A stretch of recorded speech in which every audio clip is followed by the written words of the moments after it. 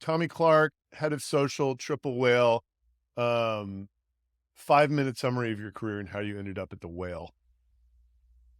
It's super roundabout, so I'll do my absolute best to keep this under 5 minutes. Yeah, But yeah. I I always mean, you can start take a little with longer if you want, but like, don't leave out the good stuff. okay, okay. Well, it started with me going to college and thinking that I wanted to be an orthopedic surgeon. My dream job was to be the team doctor for the LA Lakers. If that was Yeah. my job, I was set. Just That was operating the on goal. Kobe's knee. Did you grow up in LA? Yeah, grew up in LA, Nice. Burbank specifically, but I just say LA. Yeah. So that was the goal at first. Was playing basketball at the same time as well at a small D3 school in Minnesota. Got super into health and fitness as I was a basketball player. Figuring out ways to make myself better. Through that, decided I wanted to switch my major from pre-med to nutrition. When that happened, I transferred school, stopped playing basketball, and also started up a fitness coaching side hustle. Yep. And that's where I got into marketing. I started an Instagram page, had to get clients, so I just started putting out really bad content that sucked. Looking back Yeah. at it, it was terrible. So like, hold on. Let's talk about that. Yeah. You had to put out really bad content, or you just were putting out really bad content because you didn't know any better? I didn't know any better. I just started an Right. Instagram page So it 'cause wasn't that like was what you knew that bad content worked and that's why you were putting it out. You were just putting out shitty content. Exactly. Got it. Exactly. That's a great starting point, by the way. That's like, like you talk to Daniel Murray, he's just like, you just need to start doing it. Exactly. Like you can't build the muscle unless you start using the muscle in general, No, I feel like a lot of people overthink themselves out of creating content. What I think where I was lucky was I just was a little bit delusional and like didn't realize it was as bad as it was and just started posting. And eventually I just did it so much that it got better and better.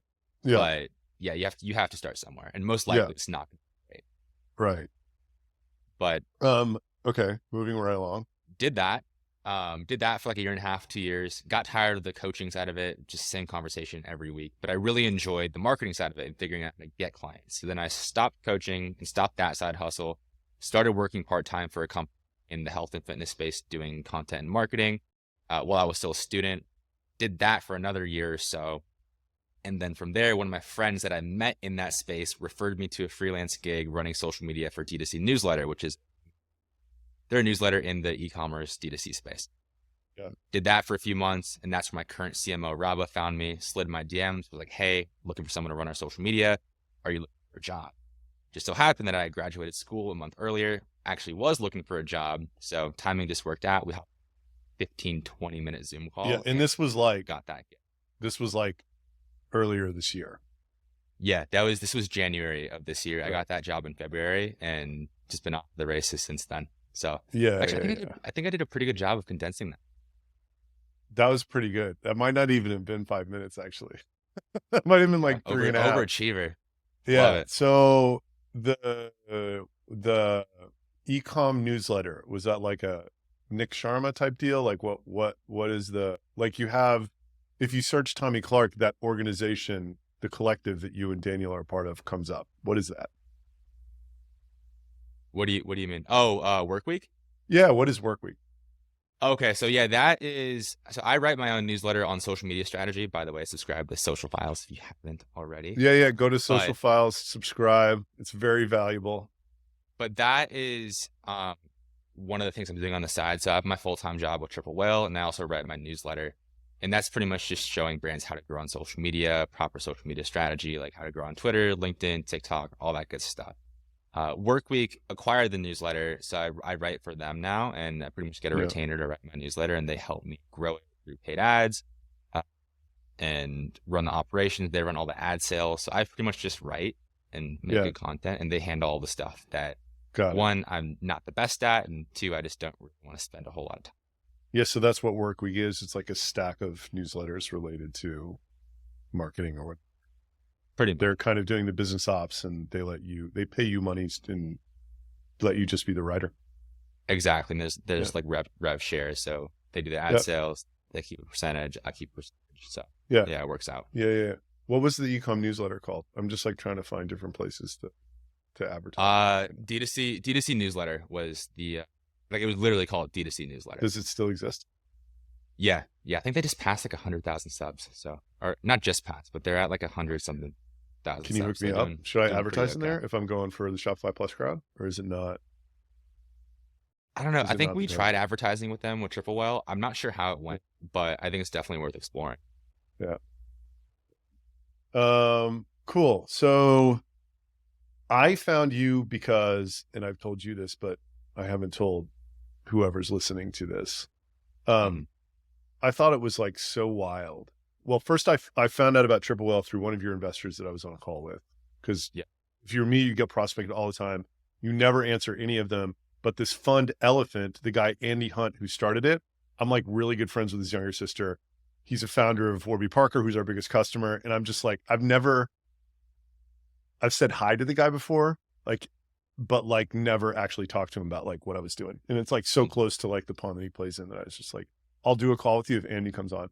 And then Andy mentioned that he's like, I'm not surprised. Like we were kind of seeing the type of growth you were doing it a totally different way. Like we're only sending out cold emails from the Philippines and the rest was inbound. And you guys were all on social media. And he's like, I'm not surprised that you're getting this type of adoption because in this ecosystem of e-com companies, like if something starts working, it's just there's such a network effect, not in a traditional way, but just like through the communication and how connected the people are. Yeah.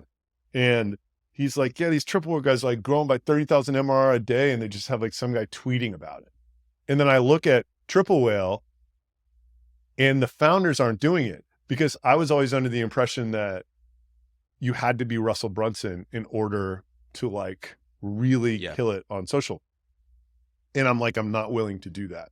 And it was before I had a deep understanding of how you could have a social presence as, let's call it just like a meme account. Like you can, you know what I mean? As a person and not have it run your life. Cause like for instance, my buddy here, Daniel, like he's half Nicaraguan. He spends a lot of time in Nicaragua. He like met like this girl, Nina Fashion. Oh wait, I don't have you on, so I'm looking at the camera. So he met this girl who's like the biggest fashion influencer in Nicaragua and like amazing girl, just like, you know, you have to have so much if you have millions of followers and an e-commerce brand on the back of it in Nicaragua. Like you're just you're playing in the NBA. Like something about you is like LeBron James, but like it has to be your entire life. You know, like every time we go on the boat, it's like there is a 20-minute photo shoot to capture that, you know, and like you go back inside and like there is a photo shoot to capture that. And like just marketing that lifestyle is what worked. It's what captivated people. It's what made people like buy, you know, these cool clothes that she like was like serving as like an e-com retailer for. And then if you don't really know how the machine works or whatever, you just look at that and you're like, there's no fucking way I'm going to do that to my life and my family or whatever. Like, like you don't see distance between like probably what Russell Brunson's doing and that, right? Like there's no way this dude is like letting it ruin his whole life, right? He's like got too many resources for that to happen. So anyway, I started trying to track people down that might allow me to speak to someone at Triple Whale. And this guy, Andrew Schultz, was like, you should like hit this guy Chase Diamond up. Like maybe you could just like hire Chase, you know, I don't know. Right. And then like I talked to Chase and it like became very clear to me that like Chase is not on the market to be hired by a company. he's like way out of the He's doing okay. Yeah. He's like killing it so hard. But Chase is awesome. And like, that's like the word everybody uses to describe Chase. And very quickly, he sort of, you know, he started demystifying how I could like create our presence in social a little bit, but I still didn't really understand it.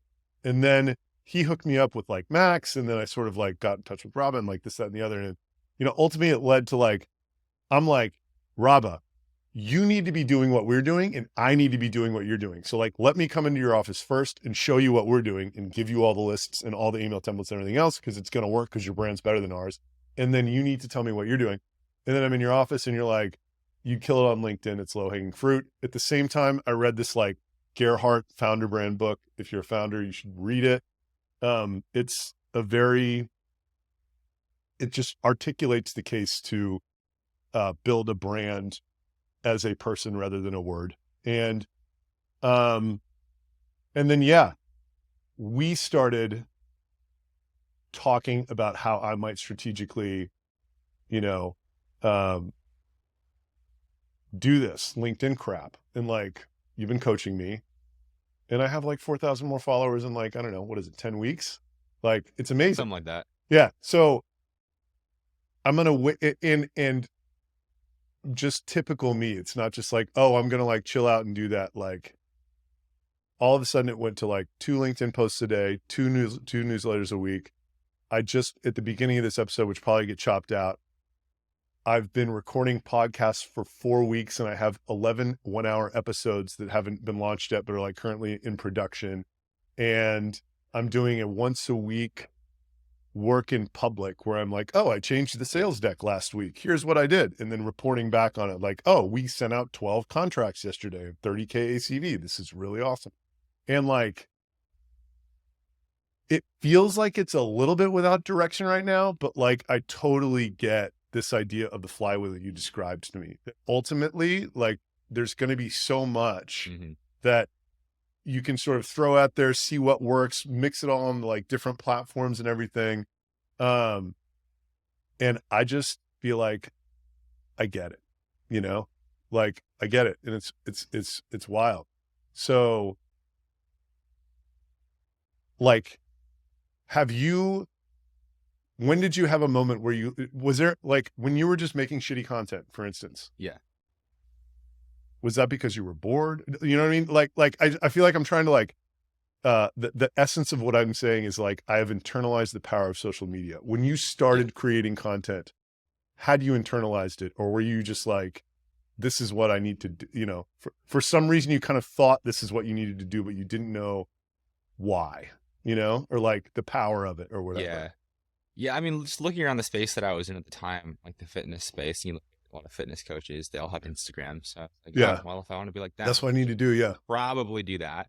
Kind of like how you're in a situation, you were in a situation where you're looking at these founders like, oh, they have personal brands. Like, I should probably do this. Totally. I see how it would help me. Right. Exactly. With like my exact thing I'm trying to do. I think that's kind of how it started. And then, yeah, just through trial and error, started to understand what worked. I binge watched way too much Gary Vee content. Yeah. Just eventually figured it out. But yeah, I just started out of just kind of looking around what other successful people in the space that I was in were doing. And just thinking, why would I try to do something else? Let me just do what they're doing. Just totally. Are there any personality traits that you think you have that make you uniquely suited to like be a head of social title? Like if basically what I'm getting at is like, if you're sitting here listening to this in college and you're like, should I have a career in social media? What do you think are there personality traits that would make someone more likely to succeed? Yeah. I mean, outside of the basic personality traits that I think anyone in any field needs to succeed, like hardworking, all that stuff, I spend way too much time on the internet. So I'm doing this anyway. I enjoy it. I enjoy consuming this content and figuring out why it does well and learning from these other creators. So that was one indication. And also I feel like I have a good balance of art of it and kind of the subjective nature of it. Because a lot of good social media content is just based on pattern recognition and vibes, for lack of a better term. Right. You just kind of know what works. But also being able to tie that back to business goals.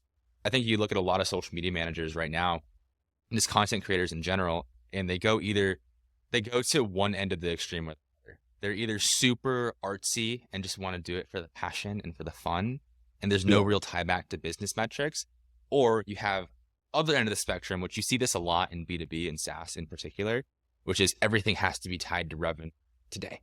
Like how many links or how many clicks did this post drive? How many demos did this post drive? Right. And both have merit, but if you go too far in either extreme, you're going to end up hurting yourself. One being you never look at business metrics whatsoever. Well, like, what's the point of all this? And the other being, like you were saying a few seconds ago, you're doing all this stuff. You're not really exactly sure what it's doing business wise, but you know it's working. a lot of people, when they start off with content, they expect it to turn into leads and demos right away. But I think what I've done really well is being able to bridge that and kind of land in the middle of where I enjoy the art of it and the subjective nature of figuring out how to do these creative posts and copywriting and all this stuff. But I also understand logically that it needs to tie back to business results. And I think the best social media managers and the ones that the most are the ones that are able to do that most. Yeah, I hear you. And one thing that like really resonated with me that I feel like when you speak to somebody who's like not a marketer about great marketing, like I feel like if we had a conversation about Liquid Death, we would probably think similar things. Like most incredible brand I've seen, you know what I mean? Yeah. Like I just interviewed the founder of Soylent, similar sort of brand name, right? Like just stopped me dead in my tracks. And I was like, that is incredible. Like the fact in Liquid Death is like 1 million people competing for like the purity of their water. And like, there's this can that says death in a can, you know, like so awesome. And like, I think what you said about trying to figure out why the content worked. Like if I'm sitting here trying to give advice to a young person about anything in business, try to figure out why that worked, you know, like 100%. Whatever you just consumed, like try to reverse engineer how it got in front of you, you know? And like, because if you can do that, then you understand the system that got it there and you can like put your own production into that system, you know, which is like, dude, in this world, you're either a producer or a consumer. And if you're a consumer, you're dead. That's my view. You know what I mean? Like you do not have a chance unless you're a producer. Yeah. No, it's interesting though. And to that point though, I think as a, especially in social, I think you have to be enough of a consumer to know what's going on. Totally. Especially in this field. So I think that's where a lot of B2B content people kind of mess up a little bit, is they don't spend enough time consuming content. So they don't know what their audience is going to resonate with. And they end up just posting blogs that no one cares. And they're wondering, why are we not growing? Yeah. But generally 100% agree. It's like, you need to be way more on the production end of that spectrum. And you are correct for, it's not either or, but like, for sure. The point is the orientation. So like, here's a good way to put it. And my wife and I, we like to try to like, you know, without succeeding, be like some type of responsible consumers, like sort of justify like this absurd, you know, and it's crazy right now, especially because it's you make 1,000 purchases when you have a child. We had a child 10 weeks ago, 1,000, right? Like purchase decisions. I mean, there's repeat purchases in that. So it's like, it's just crazy. But like, she is like, she's a ceramicist. And she's like, I want to try to like produce an equal amount between the, you know, PR work that I get done for my clients and art that I produce for my friends and sort of followers. I want to be producing more than I'm consuming in this world in general. And I think that's like a really cool idea, you know, 100%. And if you sort of live that way, then you kind of can't be broken, you know, like if you sort of live that way and then like have a vague understanding of economics and like what different things are worth and why, then I think it's just like a really cool way to go through life. And then you can get to this point, which I feel like we're about to be in, where I have this incredible amount of leverage working for me, you know, like all of a sudden, and it has not been this way. Like I would say the last 8 weeks, my entire professional life has gone from me selling other people to it's flipped. Yep. Every potential employee I talk to is selling me on why they should start. Like every investor is begging me to get on the phone with them and pitching me, you know what I mean? It's like every partner is, you know, it's just the whole thing flipped. And all of a sudden it's like in this different, but that was like, you know, this podcast is called 10 years in the making. Literally 10 and a half years ago, I attempted to start my first company. Yeah. And 2 months ago, it finally has this like crazy. Anyway, Slightly I think unrelated on to the that note conversation. too, that's something when it comes to social and content that I think a lot of people don't realize is that you look at the numbers of the past 8 weeks, and like you were saying earlier, we've gone up by like 4,000 followers on LinkedIn almost overnight, and getting wild engagement on posts, and the podcast is crushing, investors selling you, all this stuff. That's hard to do if you don't have that 10 years of experience before. Yeah. If you just start Yeah. on LinkedIn thinking Totally. that you're Yeah. going to blow up like that, because I think that's what a lot of people do, especially like newer founders. They think they're going to blow up to 5,000, 10,000, etc. Number of followers, but they haven't done anything cool yet. Right. Whereas Yeah, like it's you've it been all doing works this for 10 together years. totally. And Exactly. like the current story and the name of our company and the like traction it's got and this and that and the 100%. brands we have. It's like all of a sudden it's like, oh, like maybe this guy, I think the whole thing is like, maybe this guy is worth listening to, you know? And Exactly. even just like the description of my name, like CEO at retention.com, like what? That's like pattern interrupt right there, you know? Anyway, really, really interesting sort of thing to think about. And I'm just like I have another buddy who I worked out with twice a week at his house for the last 3 years, and like, you know, ups and downs and rounds and whatever else. Yeah. And he's like, you're the hot girl now.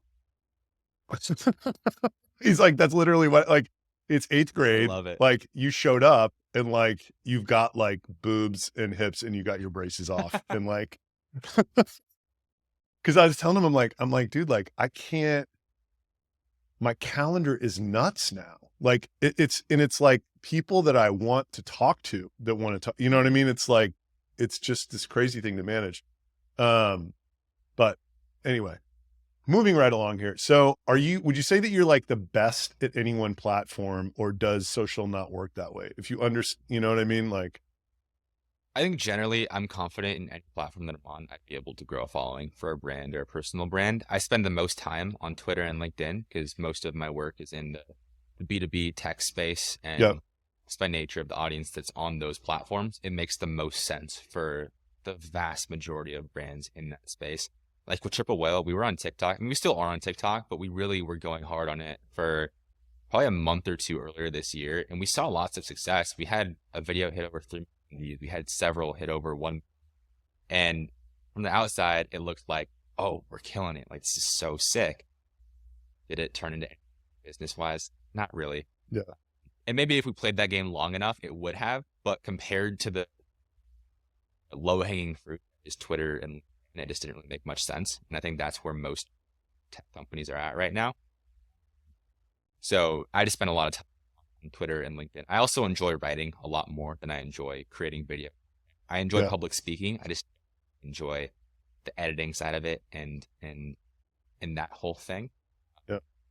So yeah, I spend most of my time on Twitter and LinkedIn. I would say I'm best at those, but generally, like you said, the principles apply across platforms and even across other modalities of marketing. I think it all goes back to copywriting for the day. Like if you're good at copywriting, like you'll be pretty good at social.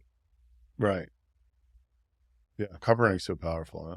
It's like the video is such a rich medium because of like, whatever you want to call it, like the subconscious facial cues that you get and like all that shit. But like, man, there is nothing like clear and concise written word like that there never has been, right? Like it is the Declaration of the Independence is like still, you know, we're talking about the right to bear arms like 300 years later. I don't even know.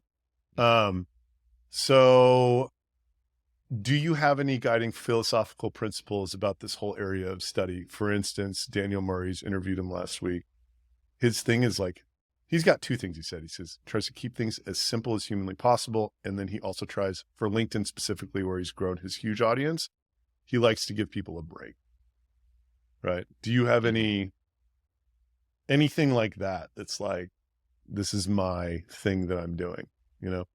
Yeah. I think for any brand, you have to look at why should someone follow you? If you can't answer that question very clearly, regardless of platform, whether it's Twitter, LinkedIn, TikTok, Instagram, whatever, even an email newsletter, like why should someone follow your content? If you can't clearly answer that with something that's relevant to your target audience, you're kind of dead from the start. Yeah. And then on that point, I think, especially now, kind of like how Daniel said, give people a break, do that entertaining content. You have to think about why people are on social.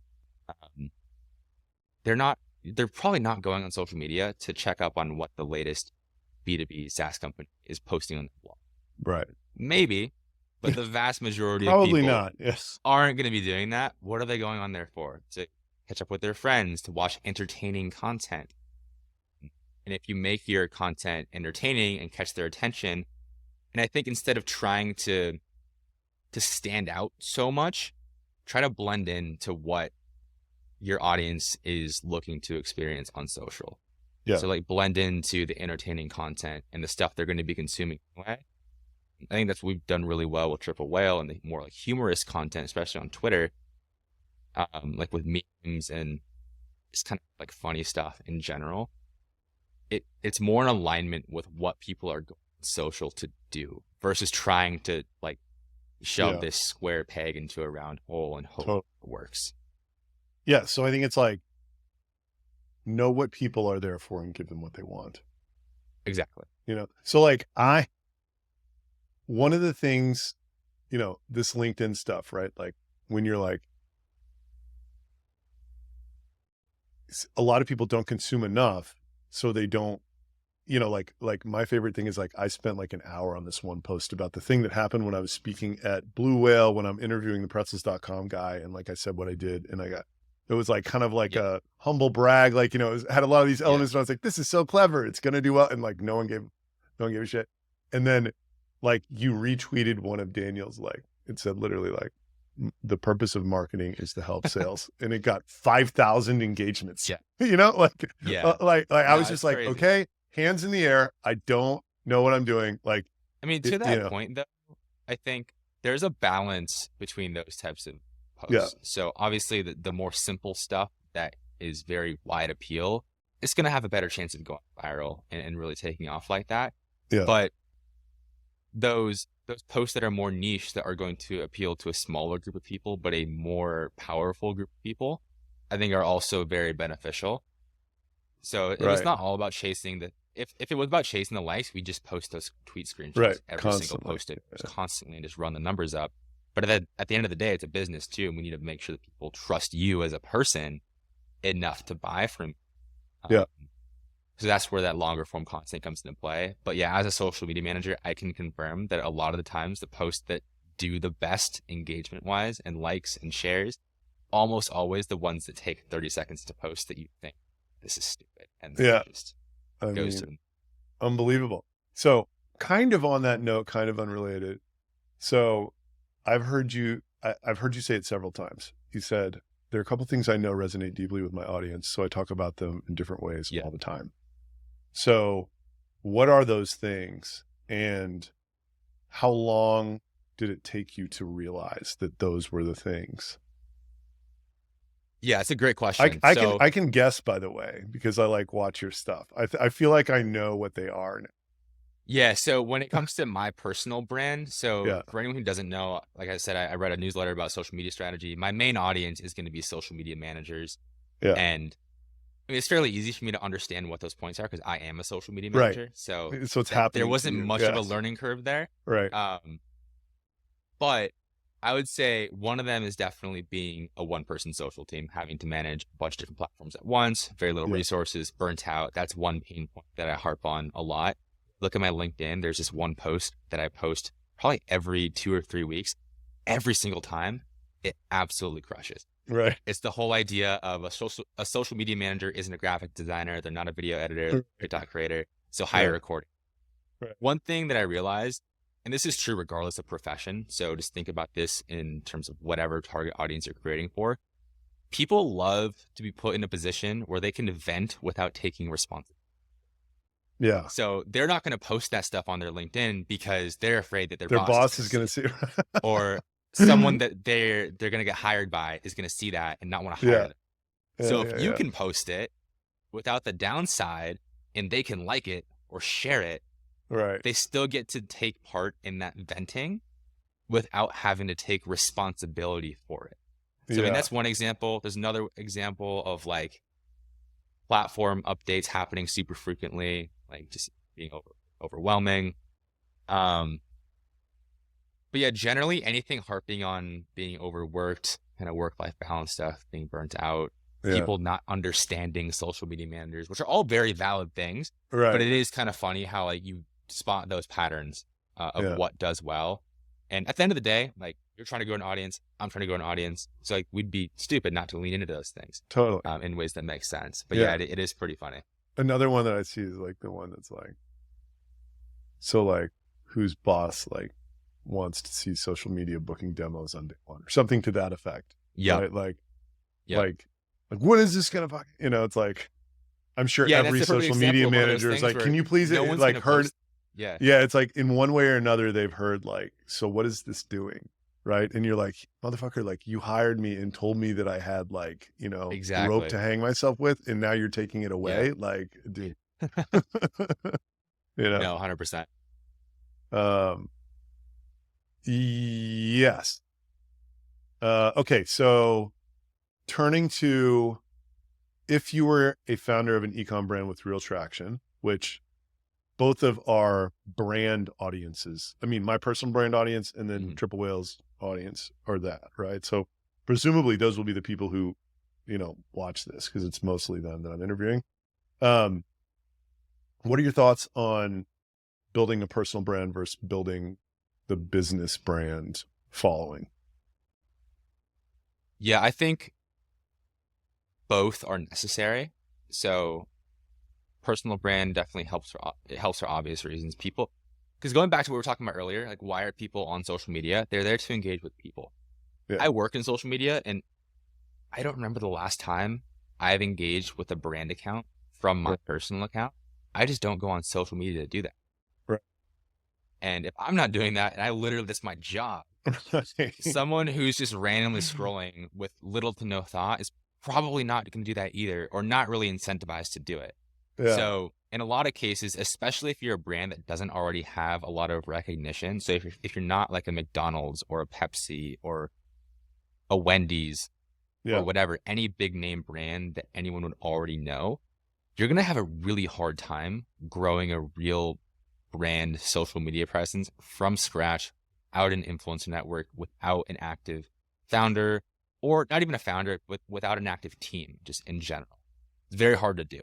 So if I were starting from scratch, if you have a great product and you just want to get out there on social, I would grow the founder's account on LinkedIn.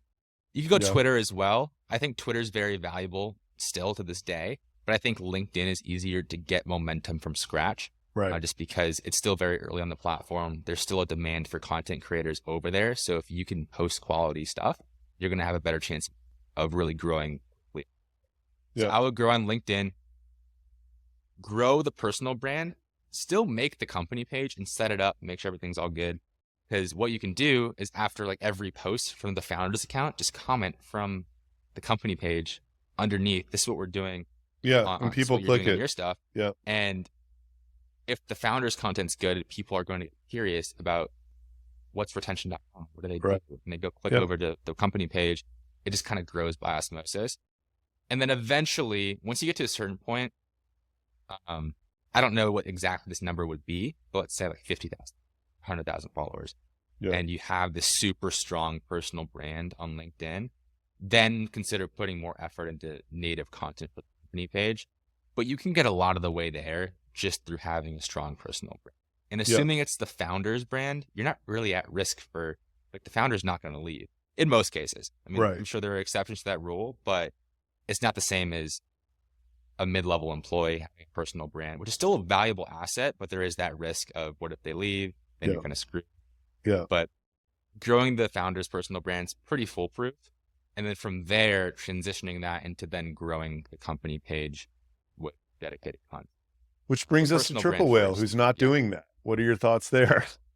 I'm trying to get Raba, our CMO, on LinkedIn. This is a big initiative of mine. So hopefully that will happen in the next month or two.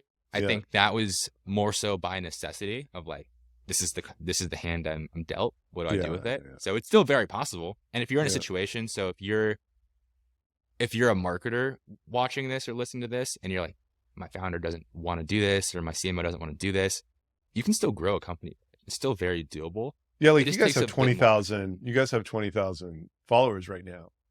But what I would say, my observation on Triple Whale is like, it's such a fun brand that it's Mhm. almost like following a person or something. You know, it's You read my like mind. not. That's my thought process. That's Yeah, it's literally like my entire approach is I treat it like a personal, especially kind of on LinkedIn, but especially on Twitter. And this helps because I'm also active on social, so people know that I'm the one behind it. yeah, So it makes it a bit easier to build that connection. right. But if you look at a lot of other SaaS companies in ecom right now that are trying to essentially run the Triple Whale playbook on Twitter, doesn't quite hit the same because no one know like there's just not that connection. But yeah, I treat it like a personal account. That's like my thesis behind the whole thing. It Yeah. works well. And it is working. So I heard this for the first time after I met you, that there were like awareness platforms and then there's your trust platforms. And you need Yeah. to like use the awareness platforms to like capture people and bring them into your trust platforms. Your trust platforms where like more depth or whatever, right? Yeah. So the question is that I have written down here is, are there certain things that you need to be doing in order to make other things worthwhile, right? Is the LinkedIn effort useless unless you have a newsletter or not, you know? Yeah, I don't think LinkedIn is useless. I don't think social is useless if you don't have a newsletter. I think it's worth, even if you don't have a written newsletter, just having somewhere where you can capture traffic or just Right. use retention to capture your web traffic. There you go. Subtle plug. I got you, sponsor. Yeah. But Plug, baby. have some way to capture traffic if you are growing an audience. I think early on, it probably makes the most sense for brands and founders to just focus strictly on social. And then once they get to a point where there is traction and there is clear demand for a newsletter or for a podcast, to then start that. Because what'll happen if you do too much too early, I think there are exceptions. Like I think for you just kind of did everything and we're crushing. But by the way, like I have money to spend on it too. Exactly. You know, I have like a wildly cash flow positive company, and like I didn't care. Like for instance, like this podcast. Yeah. I was thinking about it. I was like, because Rob was like, dude, start a podcast yesterday. Just that'd be the first thing I do. And then you talk to somebody else like, no, man, like, do this. I'm like, I'm trying to think about how I would actually process what is necessary to go into a podcast from a production standpoint.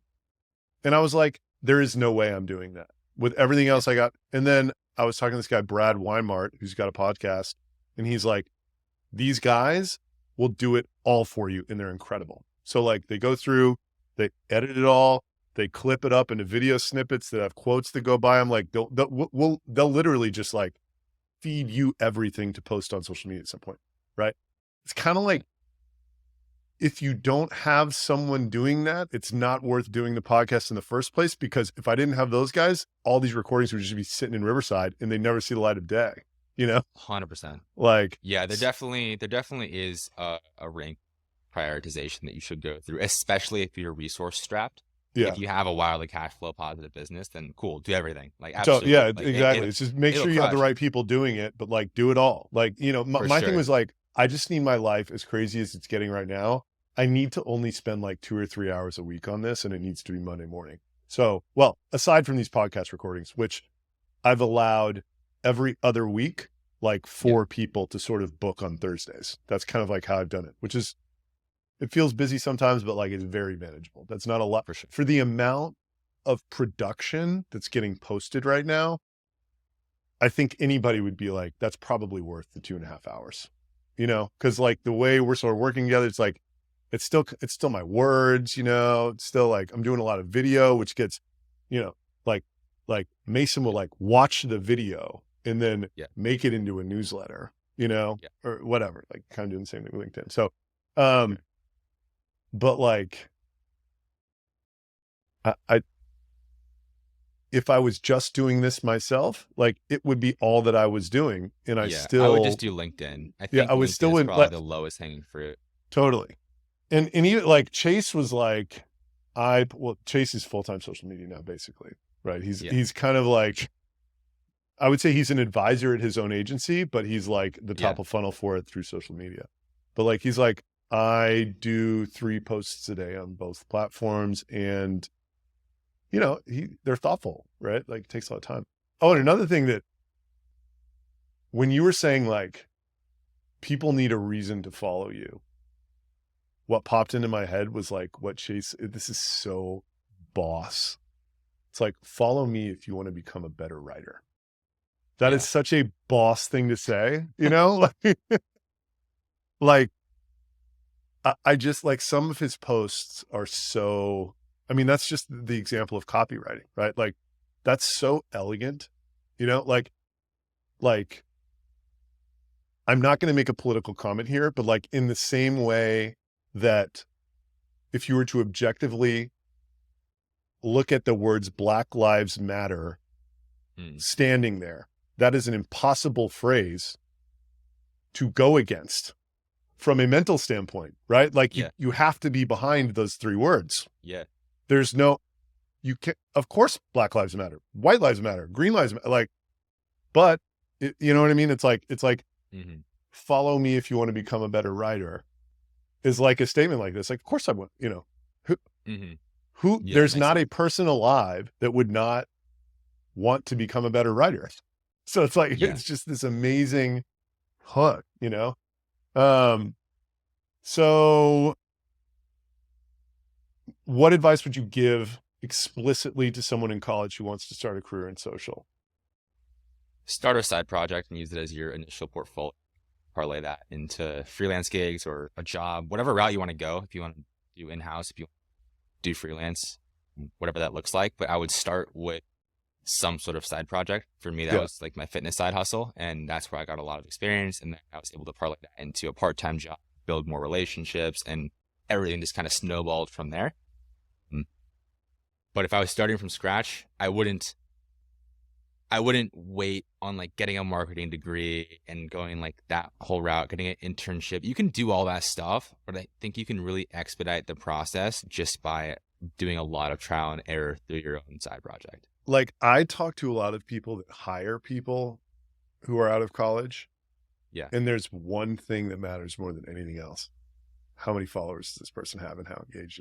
Right? Like the ultimate, like they brag about these people that they have in terms of their personal, it's like, my TikTok girl's got 4 million TikTok followers, right? Like, it's like, that's what the bar is now, right? Like, yeah, it's interesting because I think there is validity to that, but also, I mean, obviously there are killer social media managers that don't have any sort of personal brand.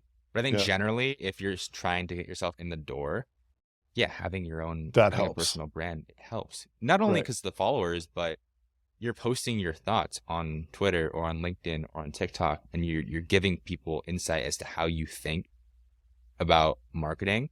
Like for me, after I did the fitness thing, I did a little bit of YouTube stuff and was also posting on Twitter about like marketing and social media strategy. And that's just literally, if someone wants to learn how I think on social media, they can either read my content, watch my YouTube video, and they have 95% what they would need to know about me as a candidate. And that's why I put myself in a position where I don't really have to look for a job. If I was ever looking for a job, I could just post on Twitter, hey, open to work. Right. I'd probably have something in like the next week. Right. Like, that's not an accident. Yeah. I'm trying to do the same thing. So like we've talked about this a bunch. Like my 2 content lines are I'm trying to build an audience of ecom people who either are founders with traction or care about email. And I have a separate content line that's all about recruiting. And like all about recruiting, I have like 3 things going on. 1, I made 11 episodes that I call the Join Our Team podcast. Yeah.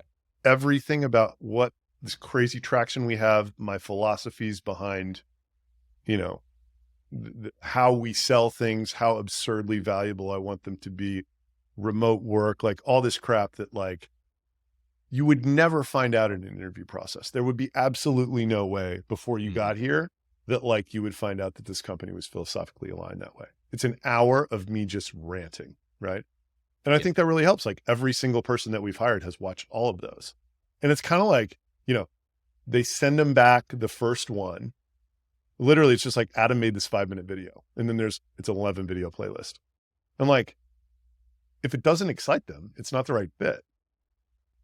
If it does excite them, then they just got like indoctrinated, you know? Exactly. So it's like this amazing sort of vehicle, like inbound sale. You know, it's like the HubSpot inbound marketing model, but like kind of for a career. And I'm trying to do the same thing with the work in public. It's like giving people like a reality show that they can like sort of tune into and slow roll themselves into wanting to be a part of it. It's like, if I just keep showing insane growth to people in these crazy things that I'm trying to do versus every other market participant, it's so audacious that like it will slowly just like build this movement around it. That's what I think. 100%. I mean, it's not original. Like, I'm not the first person to do it, but like, Doesn't have to be. Yeah, exactly. You know, it works, you know, which is why.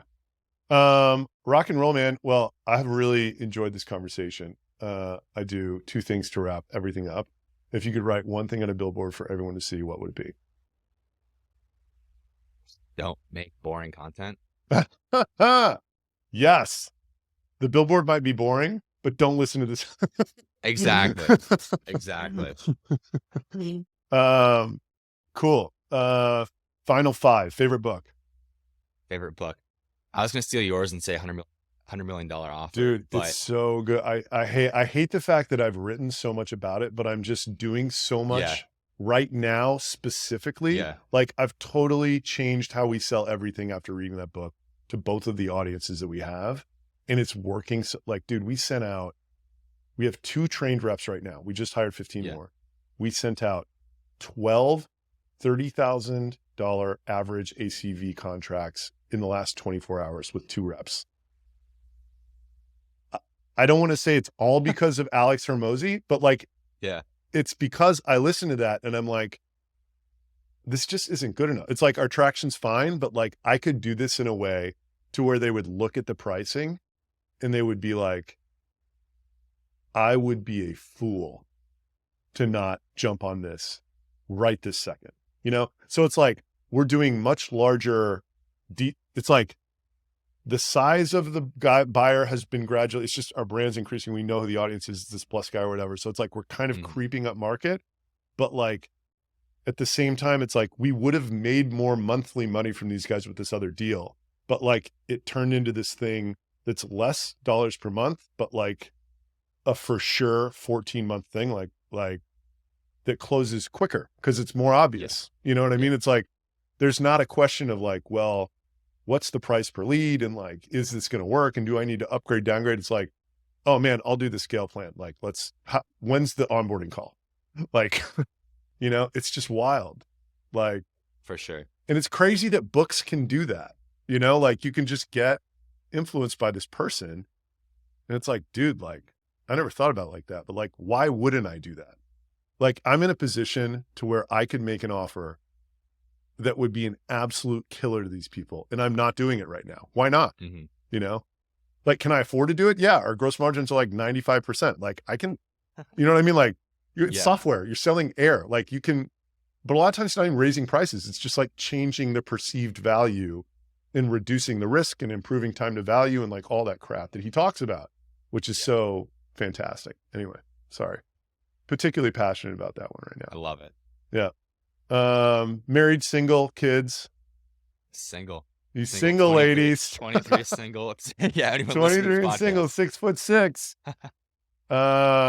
Where do you live?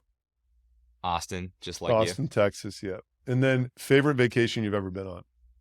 And I was just in Barcelona for a month earlier this year. I think that probably takes it. I don't know. It technically wasn't a vacation because I was working remote, but I studied abroad in Barcelona. It was great. You know, this whole remote work thing, like, in this video that I made about remote work, so like, I'm like, I don't want to hire people in Austin because like, I have this great situation. The Jasper guys, I'm friends. I'm really tight with Distal and Dave, and I talk to them every day, but like, they're not coming by my office to like interrupt me and like talk about work, you know, which is like so incredible for productivity. And so I want to stay remote forever because I love this dynamic. But like, I don't want our people to be like backpacking and trying to work, but like going to Barcelona for a month and having a place with internet where you like, that is such an enriching experience to your life that like, I definitely want people to do as much as possible. I spent I dreamed of being like a lifty ski bum and I was working on Wall Street, could never do it. Finally, my life got to the point where I had a remote company, enough money. I did 5 years in a row in the winter in Aspen, and I rented this little condo next to the gondola. I skied 300 days. Like I had this great schedule, work from like 6 to 9, ski from 9 to 12, you know, eat lunch from 12 to 12:30, work from 12:30 to 5, go out to a restaurant, do the whole thing over, ski all weekend. Friends would come in town. I had an extra bedroom, like incredible. Like we are living in a fantastic time that like you can do that. Airbnbs are set up to accommodate for all this. It's like, it's awesome.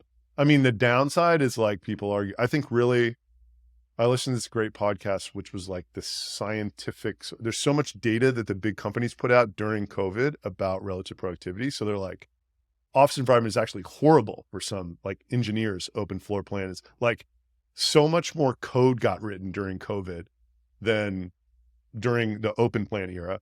Yeah. The spontaneous encounter is actually not that valuable. What is valuable to be in the same room is like deep creative work, proven. Any sort of complex document that you're working through with two sides, much better to be in person than like doing this whole like chain of whatever. Because the contingent, it's just like somebody takes too long and then that screws everyone else's schedule up. It's like, but the problem is everyone is feeling less fulfilled socially. But the dude's point is like, why is it the employer's responsibility to cultivate your social life? Right. Exactly. So like, you know, we got to figure out. Yeah, exactly.